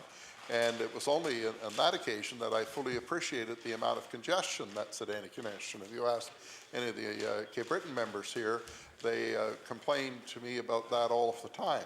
So that's part of the challenge we have with respect to the national highway system. We have a lot of work to do before that national highway system is up to a level where we can say, there, the job is done, and now we can start looking at other parts of the highway system.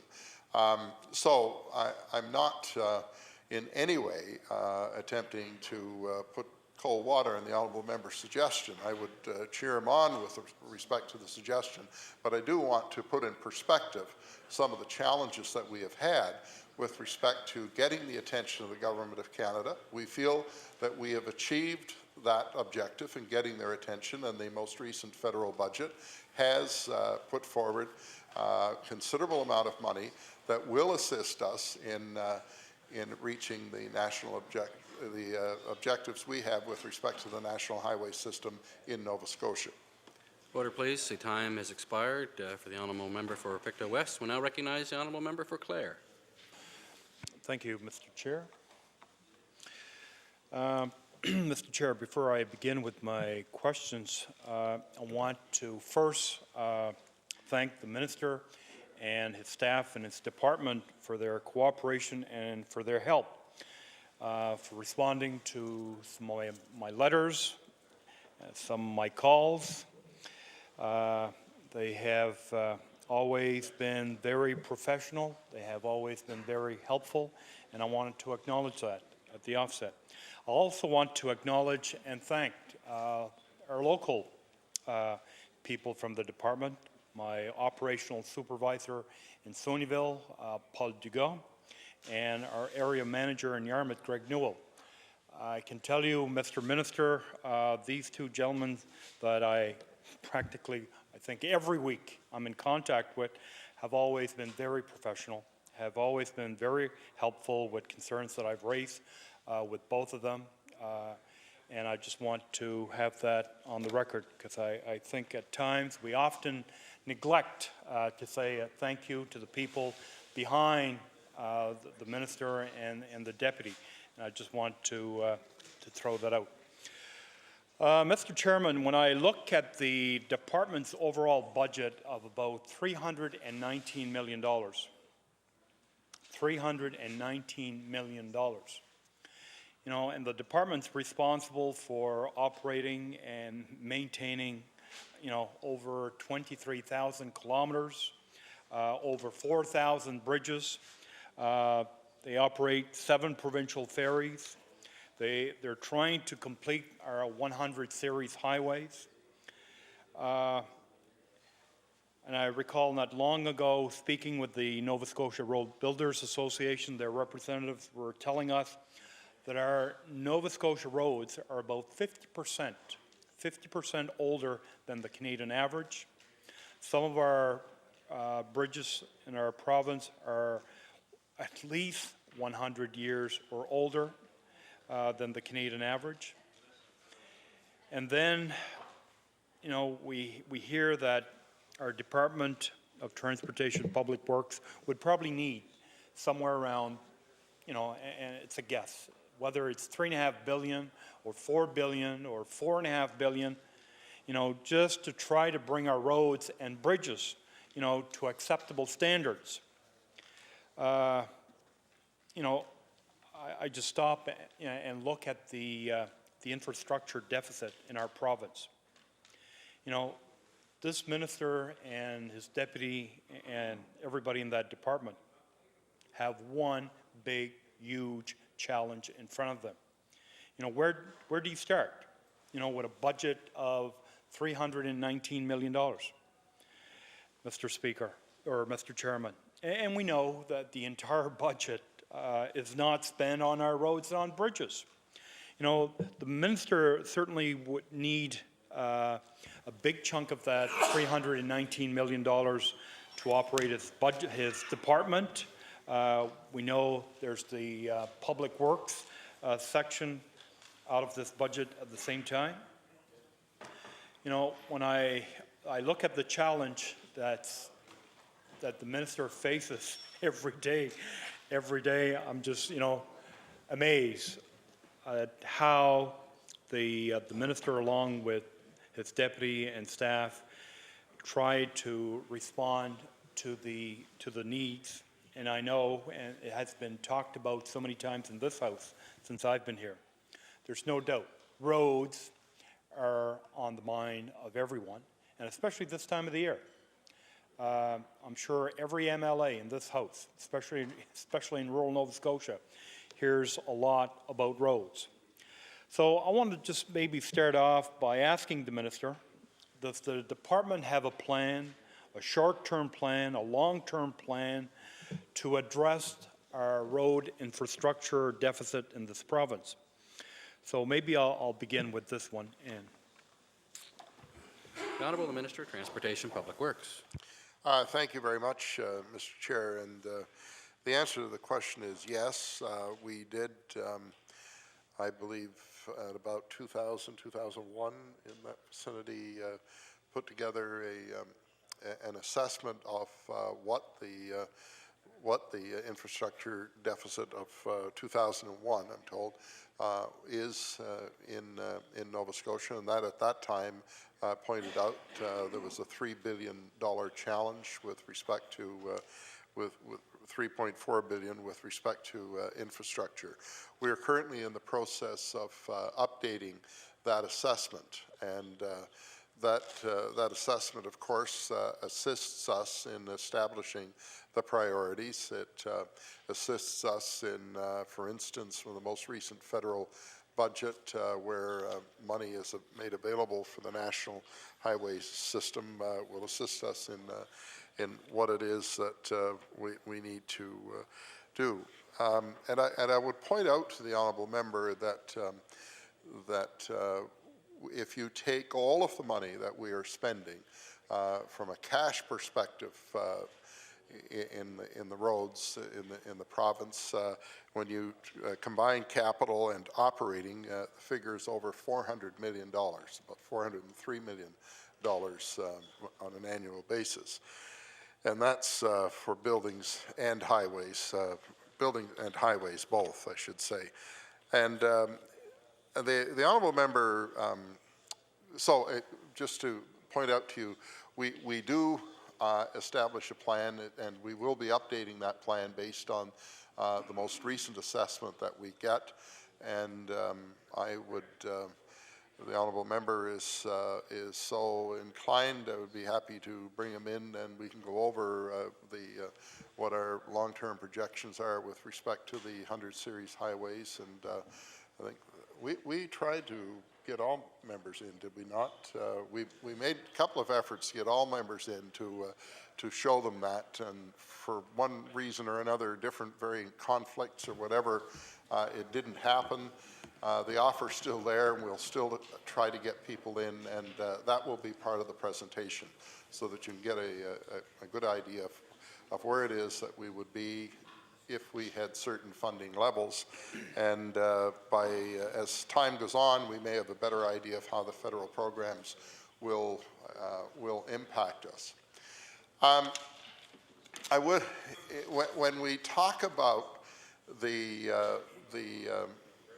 roads and the bridges of Nova Scotia being 100 years, different than the average in Canada. 100 years ago, if you were in the province of Alberta or you were in the province of Saskatchewan, the odds are that you would be crossing most rivers on horseback because there weren't any bridges built at that time. There weren't, in fact, any roads built.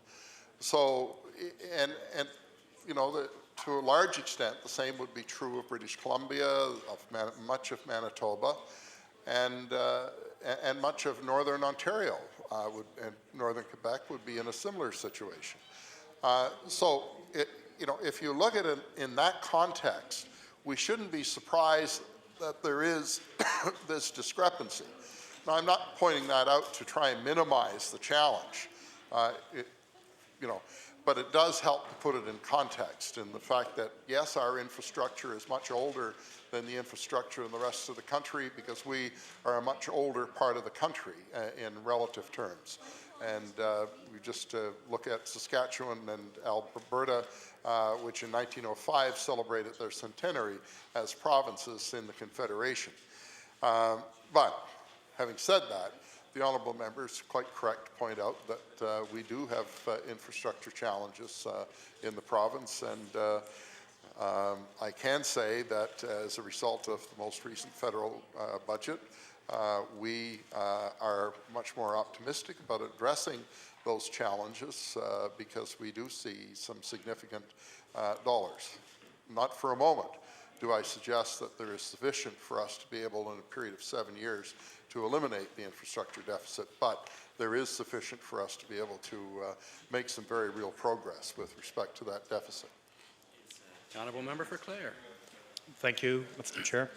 I certainly appreciate the minister's invitation to look at the plan for the 100 series highways throughout our province, especially one that I travel every week along the 101. I certainly welcome the opportunity to sit down with staff and look at what the department is proposing. Mr. Chairman, as I've indicated earlier, it's good, the fact that the department has plans, but we all know we can certainly continue to have all plans, all types of plans that we want, but at the end of the day, it's just how much it's available to government, especially to this department, to repair our roads and bridges and the infrastructure that badly needs the funding. I want to move to funding. In the budget address on page 13, Minister,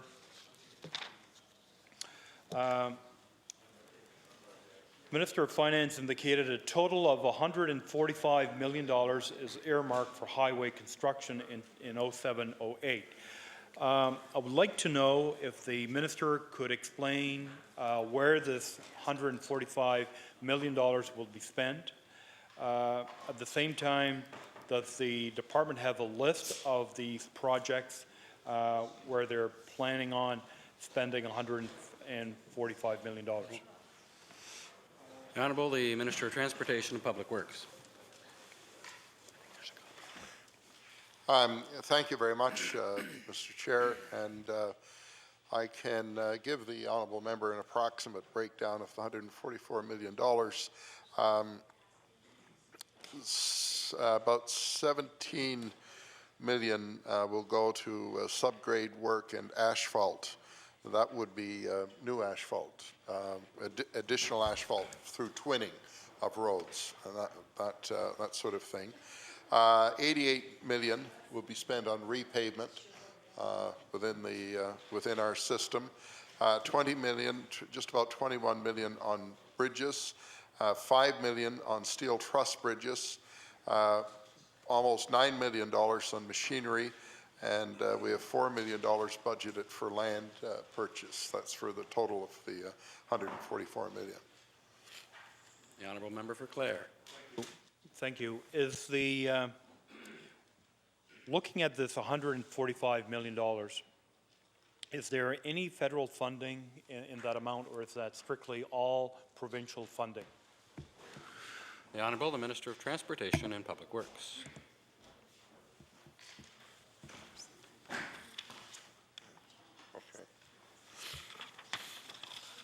The 144 million that the honourable member referenced is all provincial spending. Now, we will this year, we do anticipate an additional 7.7 million on asphalt and subgrade.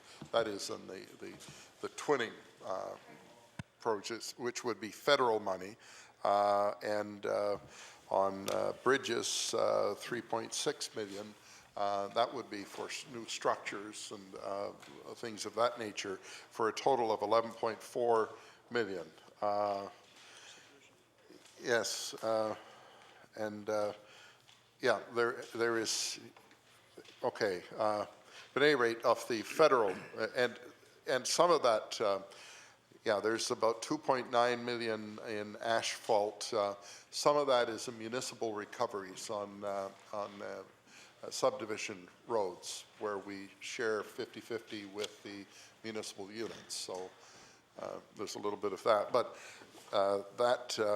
when you add that 11.4, then we're talking about 156 million approximately of capital.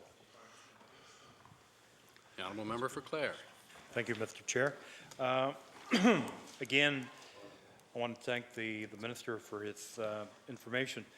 On page 13 of the budget speech, Mr. Chair, in the second paragraph, it talks about, in addition to new construction, $186 million is dedicated to road maintenance this year.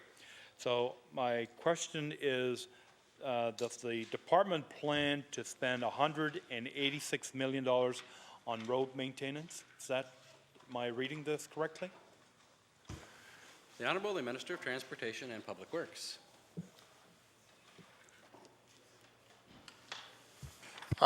Thank you, Mr. Chair, and I can provide a breakdown if it's helpful to the honourable member. Under that figure of 186 million, we would be spending the program, Highway Programs Administration, the cost of that's about $1.465 million. The field operations, that is the garages and the field offices and everything that's out there in the system, is $17.3 million. Highways and bridges, the maintenance of those, $74.6 million. Snow and ice control is $44.1 million. Employee benefits, $13.2 million. The ferry enterprises, $6 million. The fleet management, $720,000. Vehicle compliance, $2.7 million. Highway engineering, that is mostly for design, I would expect, is $5.6 million. So the subtotal of highway operations is $165.9 million. And then maintenance improvements, that is the RIM program, is $20 million. And that brings the total spending on highway programs to $186 million. Yeah, that's, the highways and bridges, the $74.6 million, I point out that that's non-TCA capital. Okay, so that would be under $500,000 expenditure items. Yeah. Oh, okay. Give you an update. In the field operations here, the 74.6 includes RIM, okay, in that figure. And the 20 is maintenance, that's non-TCA capital. I'm sorry, I had those numbers in the wrong category, okay? The honourable member for Clare. Thank you, Mr. Chair. I was asked looking at the maintenance budget for this coming year for 2007-2008, could the minister indicate to the committee how many field offices or how many local offices we have across the province? And the second part to the question, I understood that the budgets, the maintenance budgets, had actually been decreased for this coming year. So could the minister either confirm or tell us whether or not the different field offices maintenance budget this year will either remain the same, will be decreased, or yet will receive an increase? Thank you. The Honourable the Minister of Transportation and Public Works.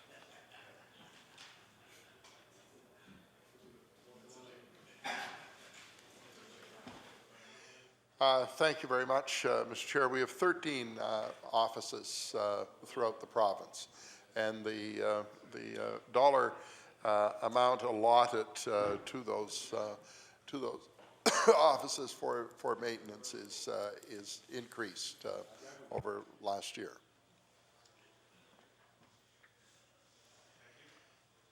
The honourable member for Clare. Thank you, Mr. Chair. I want to move towards federal funding. I'm looking at the Canada-Nova Scotia-Canada Strategic Infrastructure Fund Agreement for Highway 101 and 104 that was signed off on October 7, 2005. In this agreement, Mr. Chairman, we're looking at a $61 million agreement over 5 years. Each level of government is putting $30.5 million. Furthermore, the feds will be spending $6 million towards Highway 104 and $24.6 million on Highway 101 over the next 5 years, from 2005 to 2009. When I look at the agreement for this year, for 2007-2008, the federal will be spending a total of roughly $10.6 million on highways this year, on Highway 101 and Highway 104. My first question is, how much federal funding is the province receiving for roads this year in 2007-2008? So I'm just curious, is there additional funding apart from what's laid out in this highway agreement, or if it's the total that's available from the federal government this year on our highways? Honourable, the Minister of Transportation and Public Works. Thank you very much, Mr. Chair. Under CSIF 1, which is the program under which money will flow this year, an amount of $8.8 million from the federal government will flow. Now, that does not include CSIF 2, which will trigger the flow of money beginning in the next capital year, or the next fiscal year. There will be money flow on that. And that money is money that will be spent on 101 and 104 this year. Yeah. Honourable Member for Clare. Thank you, Mr. Chairman. My next question to the Minister is, under the Canada-Nova Scotia Municipal Rural Infrastructure Fund, we're talking about $111 million that's administered by ACOA. I'm curious whether or not there's any funding under this agreement for highways or for bridges. Could the Minister either confirm if there's any funding available under this rural infrastructure fund of $111 million, whether or not there's any funding available for roads or bridges? The Honourable, the Minister of Transportation and Public Works. Thank you very much, Mr. Chair. The honourable member might want to mark that question for my colleague who comes after me, the Minister of Service, Nova Scotia Municipal Relations. They, in fact, administer that program in conjunction with ACOA, and any money that would find its way on roads would be through municipally controlled roads from that program. Honourable Member for Clare. Thank you, Mr. Chair. The Minister, in his opening comments, talked about funding made available in this federal budget to help with infrastructure. The Minister did indicate that details are not yet available as far as the details of these programs. I'm just looking for additional information in terms of what can Nova Scotia expect. I know that the Minister indicated there were various programs that were identified. I'm just trying to get a better understanding in terms of what might Nova Scotia apply for, or at the same time might benefit out of the recent federal budget. The Honourable, the Minister of Transportation and Public Works.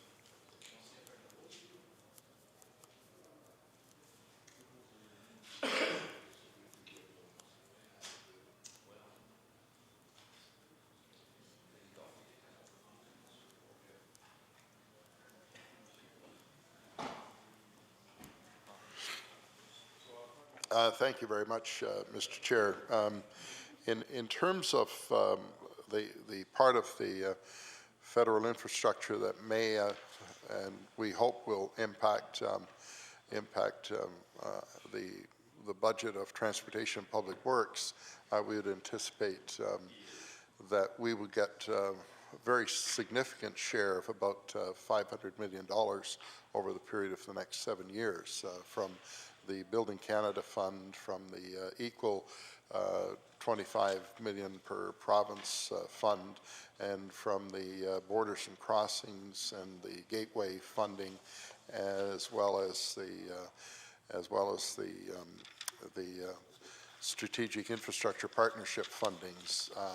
But as I was saying earlier in answer to a previous question, there still needs to be a lot of clarity brought to how those programs are going to operate and how the money will flow through those programs. The Government of Canada did in fact identify the programs. They identified a sum of money that's associated with the programs, but what they have yet to complete is their own analysis of how those programs would operate in terms of detail. And we anticipate that some clarity with respect to that will be coming forward over the period of the next 2 to 3 months. And hopefully we will have a better understanding of the impact that it will have on Nova Scotia. The honourable member for Clare. Thank you, Mr. Chair. Looking at the current highway agreement for Highway 101 and Highway 104, I'm just curious, is the province looking at approaching the federal government this year to negotiate any new highway agreement? I'm thinking for secondary roads or again for our 100 series highways. So I guess my question is simply, is the province looking at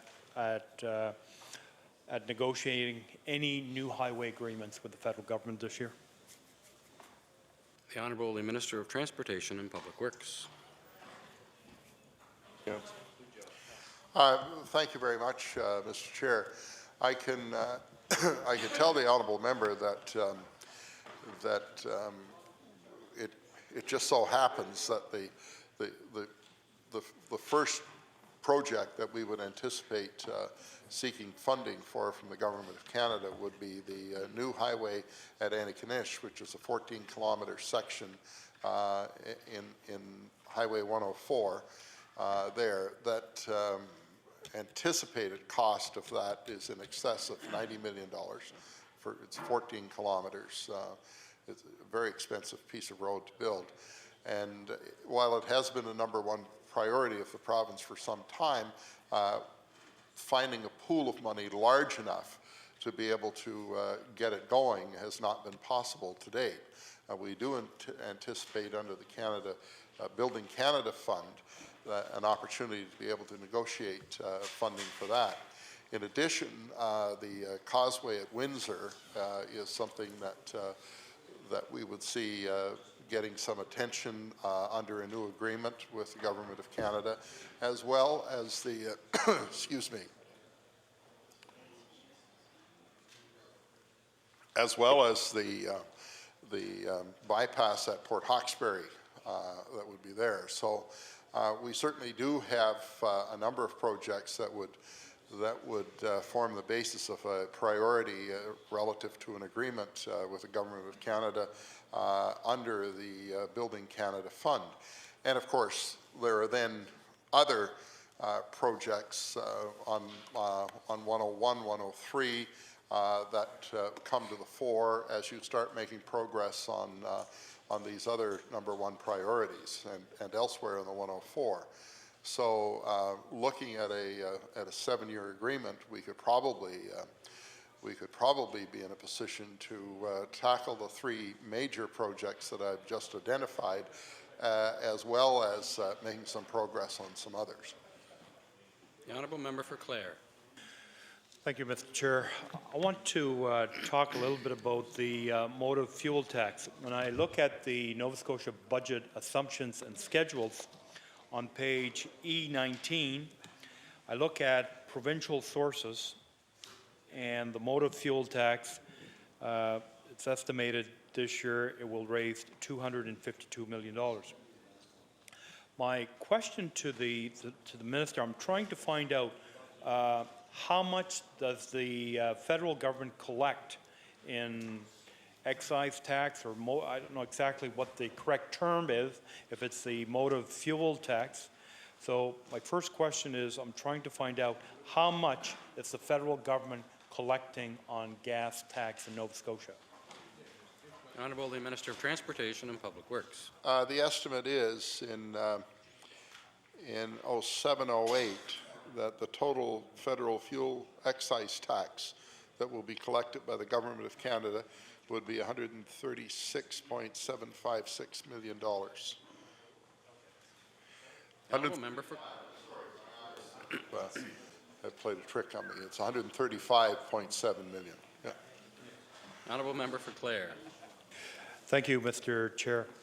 I look at the numbers that I had for 2005, and it was roughly about 135 million that the federal government collected under the federal excise tax, and Nova Scotia received about $3.7 million.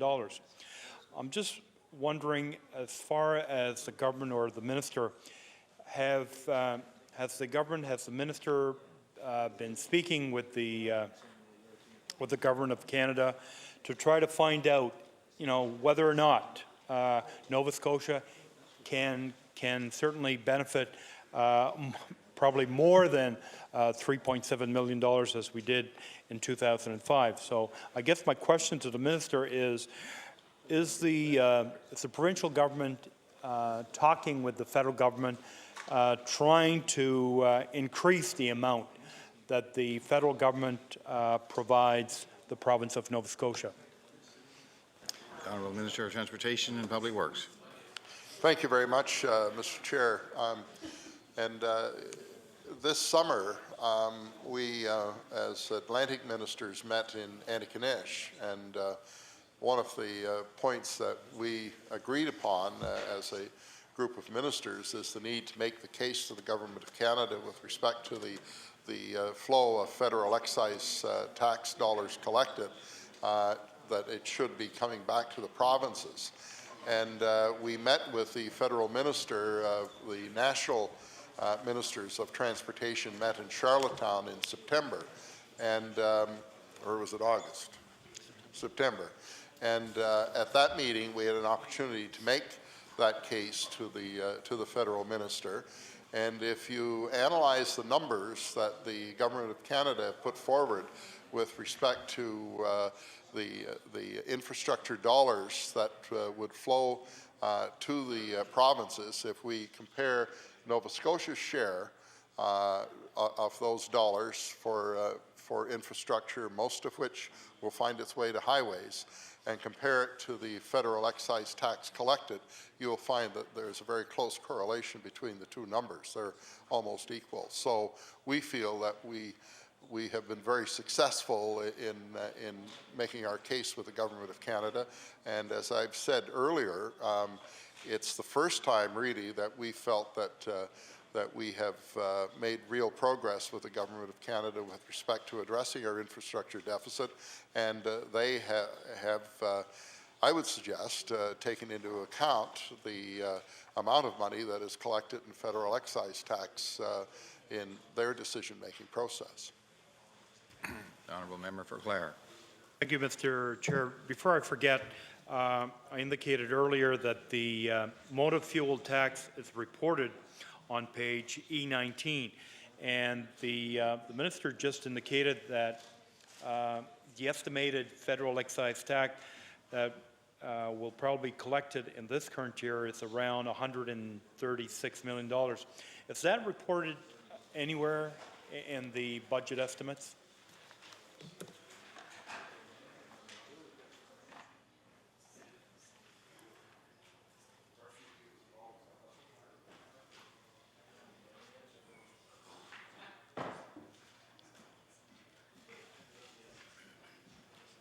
Honourable Minister of Transportation, Yeah. Public Works.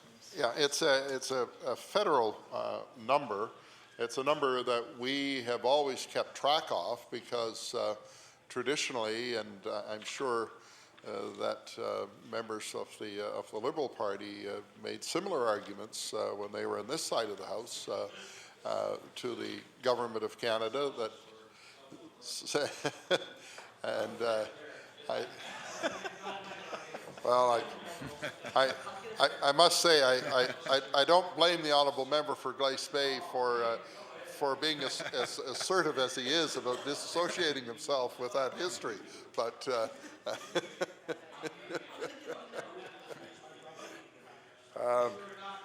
there are times when